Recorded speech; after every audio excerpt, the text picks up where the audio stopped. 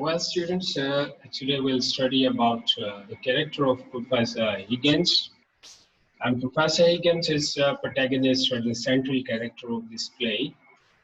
And well, I'm here seeing a message that there is a voice problem. Is that now resolved or still there is that issue? We can hear you clearly. Right. And I think then if someone is unable to hear me, then that person has problem with his own Zoom settings. Because there is a setting you can watch a video afterwards from YouTube that tells you how to join a meeting with voice. When you join a meeting without voice, then you are unable to hear me. Therefore, you have to join the meeting with voice. And definitely it's technology that is thing that is less used, therefore certain problems are there. Anyhow, we continue. And it is said about that Professor Henry Higgins that he is George Bernard Shaw's alter ego. Alter ego is a psychological concept in that it is said that a person creates something exactly representing himself. Therefore, in other words, simpler we can say that sometimes the word is used a mouthpiece. That Bernard Shaw is mouthpiece, that Professor Henry Higgins is mouthpiece of Bernard Shaw. Through him, Shah has presented the important aspect of correct pronunciation and delivery of English language. Definitely, that Bernard Shah was very much concerned about that. If you can also read about background of that play, there was a real Professor Henry Sweet. His name was Henry Sweet, and he was a linguist. That he was expert in languages, and Bernard Shaw was basically impressed from him that he got motivation for his character from him. And here he has, Shah has presented his own different ideas through him. Therefore, he is called that he is his alter ego. The first idea that is presented through him, that is the focus on correct pronunciation.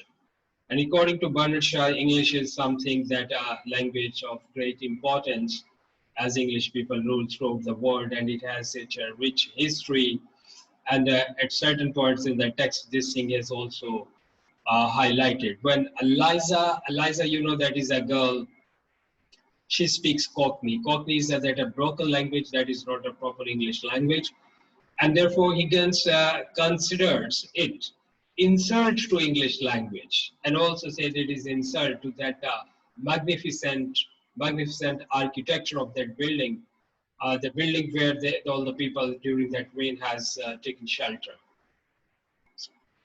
Therefore, here that means that through Henry Higgins, Shaw has presented his idea that correct pronunciation is very much important. It tells something about the person, his background, his social background, his education, and his command over the subject. These things are which one can know through that correct pronunciation. Therefore, according to him, that correct pronunciation matters a lot. Next, when the play opens, we are first introduced to Higgins in Act 1 in the form of a note taker. Higgins is busy noting the accents of people crowded in the portico in the St. Paul's Church after seeing the theater. Some people consider him to be a detective. He gathers, it is just told about his introduction, he is walking, that he is such an enthusiast. When in rough weather, people are in trouble, they have taken shelter from rain after watching the theater, and they are in the St. Paul's Church. It's a portico, sort of a veranda outside of it, a shelter. And he is busy in noting down the accent of different people. He's gathering his data. And there he comes across Eliza, and her accent is horrible. And that is not acceptable to him, and that is something shocking for him. And he says, a woman who utters such a depressing and disgusting sound has no right to be anywhere, no right to live. He's so much annoyed with Eliza's pronunciation that he says that a woman, means Eliza, who utters such sounds, who speaks in such a way, has no right, even the right of living. He is so staunch about pronunciation. Take this, sorry, I think there is some typos, typing mistakes. Okay, we said that take place in the end of Eliza's. There is Freddie instead of Higgins. That is only twist present in the romance. Therefore, it is unfair to call Pygmalion as anti-romantic play. This seems something out of joint, not coherent writing. I think there is a problem with the notes. Okay, anyhow, we can discuss without these notes, and that's stopping this notes, and definitely I'll be sharing some other proper notes with you. This is not sufficient.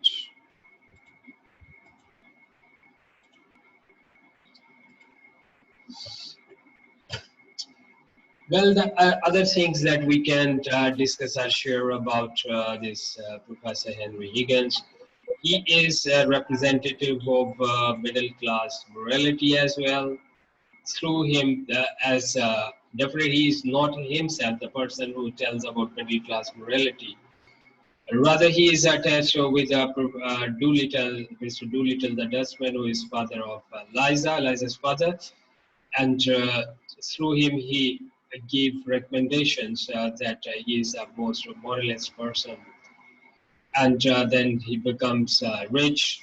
Doolittle becomes rich by delivering lectures on morality. And another philosophy by George Bernard Shaw, that is a life force philosophy, previously we discussed this. He's also representative of that, and he's a permanent bachelor, and he will never marry. Therefore, he's a permanent bachelor. As the philosophy says, true genius never gets into that matrimony relationship, and only ordinary people who are not genius, they get into this matrimony. And he is a genius, of that linguistics or that pronunciation thing, of phonetics and phonology, and phonology is expert in that. Therefore, his focus is all the time over that. He is engrossed in his studies. Another important aspect about his character is his rough manners, or sloven manners. He doesn't pay much attention that how he is talking or to whom he is talking. And he also says that he doesn't differentiate between the people. Means usually we are conscious of class of other people. If someone is from high class or rich, then people usually give him a lot of respect, and if someone is from a lower class, then much respect is not given. But he is a person that who is all the time, he talks in his informal and rough manner with whomsoever he is talking. He never bothers whether the person is a prince or a beggar. His manners are same. And English people are much concerned about table manners, and he is a such person who least bothers about table manners. For example, that we also have different plates, platters, and dishes, the pots for different meals, different courses of meal, and different things like that. There are desserts, there are curries, and there are custards and things. But he's a person who takes everything. He eats everything from the same plate. Whether the thing is whether that is something sweet, or whether that is something salty, or that is with chilies, he eats from the same plate. And definitely this sounds weird, but he's such person who never bothers about such small manners or the formalities. He's such an informal person. Another aspect that we can discuss about his personality, that is his relation with his students. And this was asked by Mrs. Pierce, that was his housekeeper, that a young girl, Eliza, is staying 24 hours with him at his home. And she has concern that no advantage is taken of her being there, being a young girl. Then he also explains to Colonel Pickering that when this such morality or this female attachment or liking comes, he takes his students as if they are some wooden block.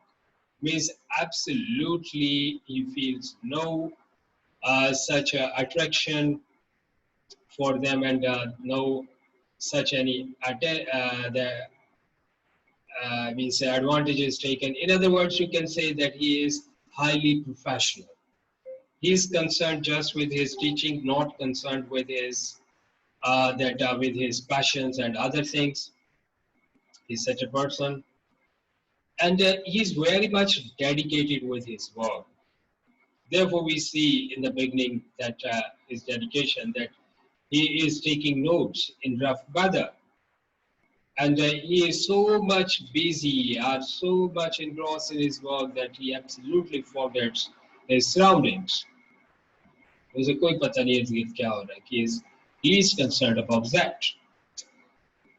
And second thing, his expertise, he is so much, we can say, focused on his work that sometimes he forgets. He is unable to foresee things. He can't predict things. He can't see into the future, and he doesn't bother about future. As he takes this project of teaching Eliza the language of some high-class people, then he doesn't take care that what will become of her after her task of study is complete. Like that.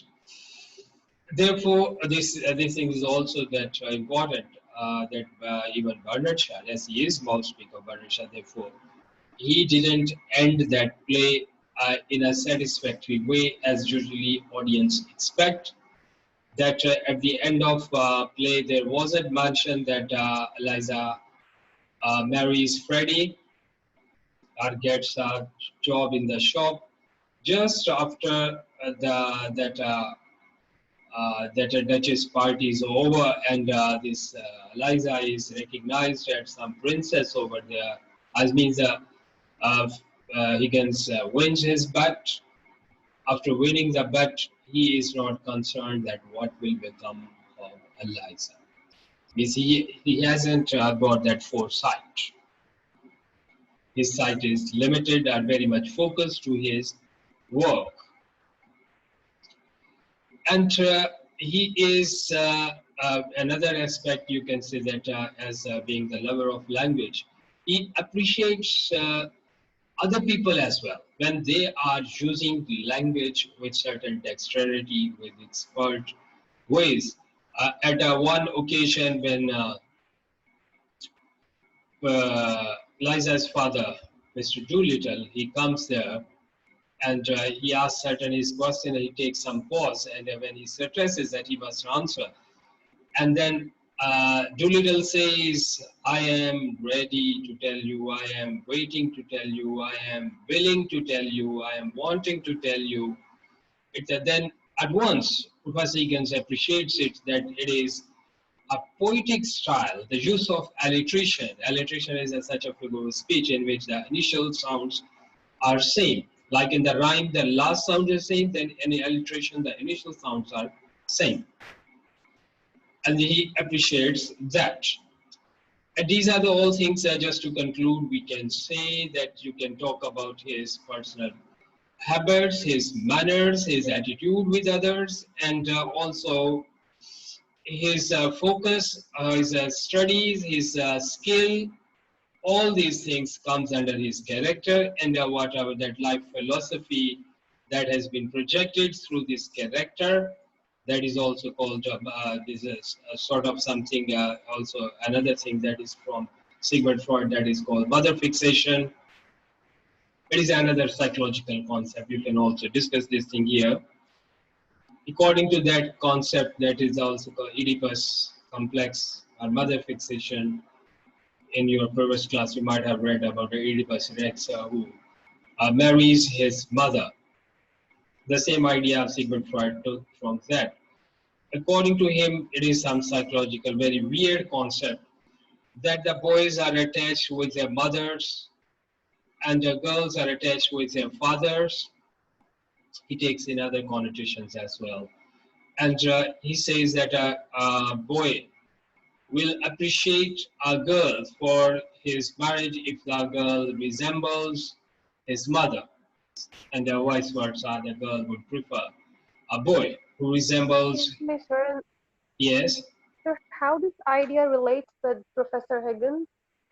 yes, because he is a permanent bachelor and he doesn't marry. And not marrying or not liking Eliza. This thing links with that idea. The one is definitely that life force philosophy, and the other, see, we can say that he is a mother fixated. Therefore, only a woman of advanced age, and advanced manners and behavior, that may be acceptable to him. Uh, Besides this, Sigmund Freud and like this, my own observation that I can share, that usually these children grow up seeing their parents. And most of the time their parents are their heroes and their ideals.